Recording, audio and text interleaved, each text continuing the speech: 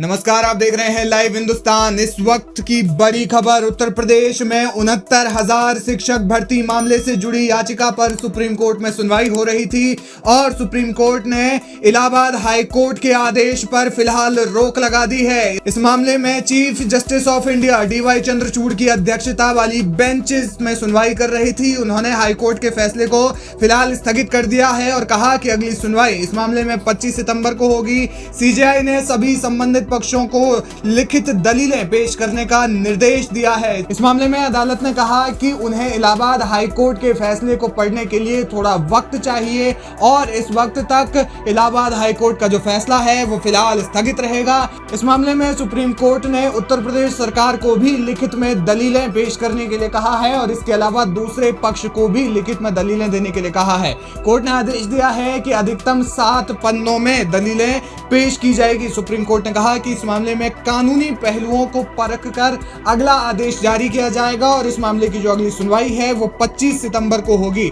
आपको बता दें कि इसका असर जो है वो लगभग 19,000 ऐसे शिक्षकों पर पड़ सकता है जो कि लगभग 4 सालों से उत्तर प्रदेश में बतौर सहायक शिक्षक नौकरी कर रहे हैं। माना जा रहा है कि इसके लिए कोर्ट ने 2 नोडल वकील भी तय किए हैं और राज्य सरकार से भी लिखित में जवाब दाखिल करने के लिए कहा है। इलाहाबाद हाई कोर्ट ने अपने फैसले में जून 2022 और जनवरी 2022 की चयन सूचियों को रद्द कर दिया था और उसके बाद उत्तर प्रदेश सरकार को 2019 की ARTE सहायक शिक्षक भर्ती परीक्षा के आधार पर 3 महीने के भीतर नई चयन सूची को जारी करने का आदेश दिया था। इसके लिए व्यापक स्तर पर उत्तर प्रदेश में प्रदर्शन हो रहे थे। युवा शिक्षक जो थे वो तमाम जगहों पर प्रदर्शन कर रहे थे। इसके लिए सड़क में विरोध प्रदर्शन हुए और साथ ही साथ जो आरक्षण का मुद्दा था वो भी इसमें खूब गरमाया था और इसमें उत्तर प्रदेश सरकार की खासी किरकिरी भी हुई थी। वहीं आपको बता दें कि इलाहाबाद हाईकोर्ट ने यह भी आदेश दिया था कि अगर आरक्षण की कैटेगरी का कोई उम्मीदवार जनरल कैटेगरी के मेरिट के बराबर अंक ले आता है तो फिर वो जनरल कैटेगरी का ही पात्र माना जाएगा, यानी कि उसे जनरल कैटेगरी के तहत ही माना जाएगा और उसकी जो चयन प्रक्रिया है वो जनरल कैटेगरी के तहत ही होगी।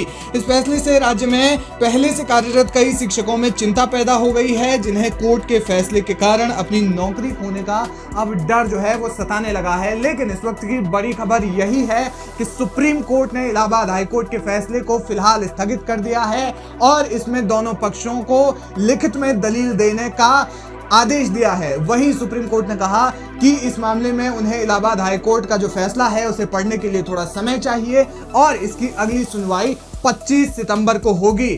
सुनवाई में आगे क्या कुछ होगा और 69,000 शिक्षक भर्ती मामले में जो भी अपडेट होगा वो अपडेट लाइव हिंदुस्तान आप तक पहुंचाता रहेगा।